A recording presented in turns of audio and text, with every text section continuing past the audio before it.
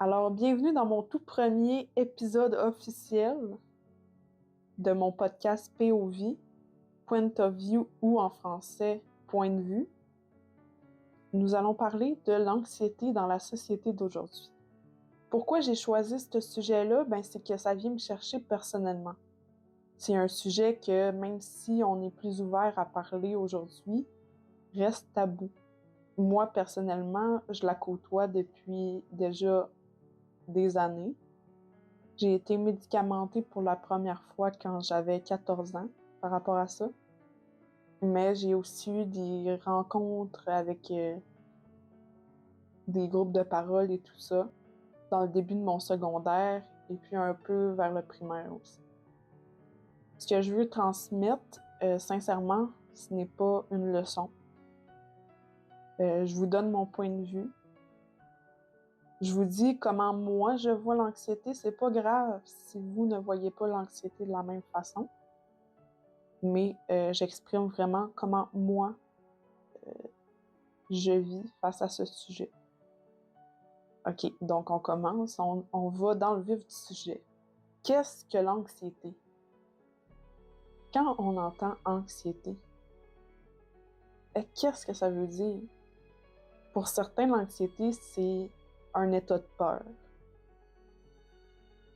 Mais vous savez tort. Certes, il y a de la peur, mais il y a beaucoup de ressentis flous. Pour certains, ça va être voyant, ça va être physique, mais d'autres le vivent intérieurement, comme moi. Moi, je suis une personne qui, si je suis en compagnie d'autres personnes, ça paraîtra pas que je vis de l'anxiété, mais intérieurement, ça purge mon énergie. Puis moi, je le sais, je le sens que mon anxiété est élevée ou peu importe. Et puis au fond, si l'anxiété n'était pas seulement une réaction normale face à une société qui va trop vite, l'OMS a fait une étude par rapport aux troubles anxieux. Plus de 25% de troubles anxieux ont été ciblés après la pandémie. Alors oui, avant la pandémie, il y avait des gens qui vivaient de l'anxiété, mais depuis la pandémie, on parle quand même de 25% de plus. 25% de hausse, c'est énorme. Et là, on parle seulement de l'anxiété. Mais un jeune sur deux vit de la détresse. Mais là, on parle d'anxiété. Mais un jeune sur deux vit de la détresse psychologique. Je suis pas tout seul. On est une méchante gang dans le bateau. Une autre étude avait été faite par UPenn sur Instagram. En fait, c'est pas une étude qui a été faite sur Instagram, mais de Instagram. Peu importe comment je le dis, mais les réseaux sociaux font aussi partie du problème. Et de toutes les statistiques que je viens de vous donner là, 60% en parlent pas par peur du jugement. Mais on parle d'un problème que beaucoup de gens ont et qu'aujourd'hui, ça fait de plus en plus partie de nos vies. L'anxiété a pris sa place et on n'y échappe pas. Si on est pour en faire, on va en faire. Ce qui me pousse à penser et à me dire que l'anxiété, dans le fond, c'est un signal. Elle nous oblige, à un moment donné, de ralentir et d'écouter, de prendre le temps de vivre l'émotion et de comprendre ce qui se passe. Alors moi, j'ai une question pour vous. Pourquoi faudrait la voir comme une faiblesse? Quand au contraire, c'est ce qui nous rend le plus humain. Un être humain sans émotion, ça fait peur, c'est froid, certes, une personne qui fait de l'anxiété, c'est pas toujours facile pour l'entourage ni pour soi-même, mais ça permet de prendre le temps, ça permet de comprendre que d'autres personnes autour peuvent vivre ça. Puis c'est totalement correct. Je trouve que beaucoup banalisent. Beaucoup banalisent les troubles anxieux. Tout ce qui touche anxiété généralisée, anxiété sociale, tout ce qui touche l'anxiété, on a banalisé ça. Certes, dans le monde où ce qu'on vit aujourd'hui, c'est rendu normal de vivre de l'anxiété, mais là, on minimalise ça. On oublie qu'il y a des personnes qui, par moment, sont même pas capables de sortir de chez soi, sont pas capables de téléphoner, sont pas capables d'aller à leur rendez-vous médical. Puis là, on parle pas juste de ça, on parle aussi de des personnes qui ont de la difficulté parfois à se lever parce qu'ils ont peur de ce qui va se passer dans la journée. Ils ont de la misère à manger, ils peuvent avoir de la misère à dormir. L'anxiété, c'est pas juste un mot. C'est une panoplie de symptômes invisibles que les gens ne voient pas. Puis c'est pour ça que j'ai décidé de parler de ça. Parce que je trouve que c'est un sujet que, oui, on a détaboutissé. Oui, on en a parlé. Mais à quel point ça fait une différence? On parle d'un problème qui vient rejoindre beaucoup de gens. Et puis les services de santé débordent. On parle d'un système de santé qui ne fonctionne pas, mais c'est pas ça le problème. C'est qu'il y a trop peu de spécialistes pour ce qu'il y a de personnes qui vivent avec des détresses psychologiques et avec l'anxiété. Puis avec les années, l'anxiété, c'est comme devenu un sujet qu'on sort une fois de temps en temps dans une conversation, comme si c'était normal. Mais oui, c'est normal de vivre de l'anxiété, mais c'est pas normal d'avoir de la difficulté à vivre à cause de ça. C'est pour ça que ça prend des gens qui s'arrêtent sur le sujet, qui en parlent, qui prennent le temps d'écouter les autres en parler, pour qu'ensemble, on puisse faire la différence. C'est ça mon point. L'anxiété, c'est pas une faiblesse. C'est une force que tu apprends à endurcir avec le temps. Puis c'est ce qui te rend humain. Toi, c'est quoi ton rapport à l'anxiété? Qu'est-ce qui fait de toi quelqu'un qui survit à l'anxiété? Est-ce que tu arrives à en parler? Ou toi aussi, tu as de la difficulté à trouver les bons outils? Parce qu'on nous donne des outils. Mais chaque personne agit différemment. Chaque personne a un tempérament différent. Alors, quel outil va mieux avec nous? Quel outil va mieux avec notre personnalité, avec notre type d'anxiété? Qu'est-ce qui peut vraiment aider? Vous n'êtes pas seul dans votre problème. Vous n'êtes pas seul avec cette difficulté-là. Mais c'est correct. C'est correct parce que ça fait de vous qui vous êtes. L'anxiété ne définit pas qui vous êtes.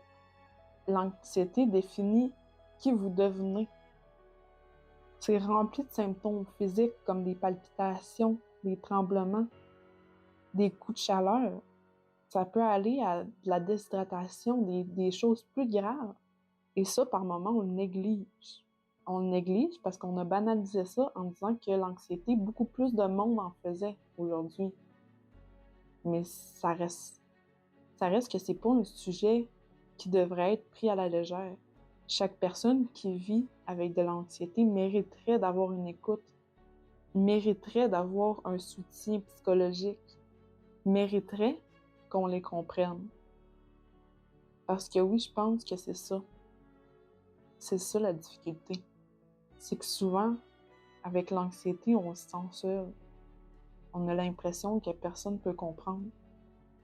Alors que beaucoup plus de gens peuvent comprendre que ce qu'on pense. Mais on ne fait pas exprès. Notre corps réagit comme ça face à un imprévu. Il réagit comme ça face à la société. Et puis avec tout ça, j'ai pas parlé des pensées intrusives. Les pensées intrusives, c'est des choses qui font peur. Ça fait peur parce que c'est une pensée que tu devrais pas avoir. Une pensée qui vient dans ta tête en une fraction de seconde, puis tu te dis: «Crime, je suis normal de penser à ça?» Mais oui, c'est correct que tu penses à ça, c'est normal, ça fait partie de l'anxiété, les pensées intrusives. Puis tout ce qui est par rapport au scénario, tout ce qui est de penser trop à ce qui pourrait se passer alors que ça s'est pas encore passé, c'est aussi ça l'anxiété. Pour des gens, on va être trop intense, mais c'est un combat de tous les jours. C'est pas facile de vivre avec ça, puis c'est correct que tu vives avec ça. Ça m'a pris du temps à accepter que je vivais de l'anxiété et encore aujourd'hui, par moments, j'ai du mal à gérer parce que c'est ça aussi. Faut apprendre à gérer pour pas être perçu de trop, mais aussi parce que psychologiquement, c'est difficile si on n'apprend pas à gérer. On reste pris dans des pensées trop intenses. On s'approprie tous les problèmes. On se sent coupable d'exister, mais on devrait pas. Et c'est ça aujourd'hui que j'ai essayé de faire paraître dans mon point. T'es pas seul dans ton anxiété. Ici, tu peux en parler. C'est une safe place. Il n'y aura jamais de jugement. Et si je peux te donner un truc, laisse pas l'anxiété gruger. Laisse-le pas gagner sur toi. Aujourd'hui, t'es le maître de ton corps. Tu contrôles tes pensées. Quand ta pensée, elle devient trop, relativise. Prends le temps de t'asseoir, d'y réfléchir, de vivre ton émotion face à ça. Puis après ça, pose-toi. Dis-toi, est-ce que c'est nécessaire d'autant mettre l'ampleur sur quelque chose qui n'est pas encore arrivé? Assis-toi, puis nomme qu'est-ce qui t'angoisse? Qu'est-ce qui fait en sorte qu'aujourd'hui, tu n'as pas été capable d'aller à une activité avec plusieurs personnes? T'es pas faible parce que t'es pas capable. Au contraire, t'es fort de vivre avec ça en silence. C'est pour ça qu'aujourd'hui, mon sujet, je voulais qu'il porte sur l'anxiété. Et tout ce qu'il y a d'enjeu dans la société par rapport à l'anxiété. Merci beaucoup d'avoir pris le temps, d'avoir pris ce moment pour écouter. C'est pas rien. C'est important qu'on en parle. Prochainement, dans les secondes qui suivent, je vais vous laisser au segment poème. Comme j'avais dit dans mon intro, si vous l'avez vu, sinon c'est pas grave, je vais juste le répéter. J'ai décidé qu'à chaque fin de podcast, j'allais faire un segment poème parce que j'aime beaucoup écrire. Puis moi, c'est ma façon à moi d'extérioriser l'anxiété. Donc, je vais vous laisser avec le segment poème en espérant qu'avec mes mots, je vais arriver à te toucher, que je vais arriver à te parler. Alors, l'anxiété. L'anxiété m'a un jour heurté. Pour faire de moi un être brisé? Pas du tout. Elle a réveillé en moi une force douce, simple mais vraie. Même si elle pourrit parfois mes jours, ma sensibilité, elle, me joue aussi un tour. Elle m'empêche de croire que tu ne vaux rien. Car moi, je te comprends. Et c'est ce que l'anxiété a fait de moi, un être qui ressent.